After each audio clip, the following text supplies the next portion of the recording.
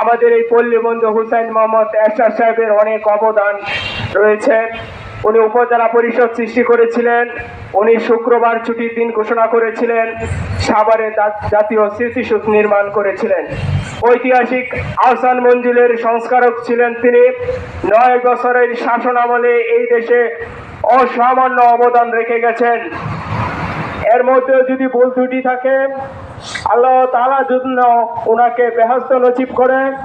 আর আমার জাতীয় পার্টির সারা বাংলাদেশে আমার নেতা এই মুহূর্তে জাতীয় পার্টির চেয়ারম্যান গোলাম মোহাম্মদ কাদের সাহেব, এবং গাজীপুরে আমার জাতীয় পার্টির নেতা হিসেবে আছেন বীর মুক্তিযোদ্ধা আব্দুল সাত্তার সাহেব, এবং জাতীয় পার্টির সাধারণ সম্পাদক আলহাজ কামরুজ্জামান মন্ডল সাহেব। আমাদের একটা কথা মাথায় রাখতে হবে, আমাদের মুনাফেক হওয়া যাবে না, আমাদের বেইমানি করা যাবে না।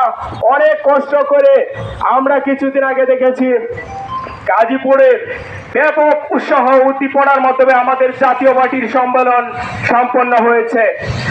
আগামীতে বীর মুক্তিযোদ্ধা আব্দুল সাত্তার সাহেব ও জনাব কামরুজ্জামান মন্ডলের সাহেবের সাহায্যে আমরা গাজীপুরে জাতীয় পার্টিকে একটি রোল মডেল হিসাবে গড়ে তুলতে চাই, এবং আজকের যে জাতীয় পার্টির চেয়ারম্যান পল্লী বন্ধু আলহাজ হুসাইন মোহাম্মদ এরশাদ সাহেবের, আল্লাহ তাআলা যেন ওনাকে বেহেশত নসিব করে, এই বলে আমার বক্তব্য এখানে শেষ করছি। জাতীয় পার্টি জিন্দাবাদ, পল্লী বন্ধু হুসাইন মোহাম্মদ এরশাদ সাহেবের অমর হোক, জাতীয় পার্টির চেয়ারম্যান জিন্দাবাদ। সকলকে ধন্যবাদ।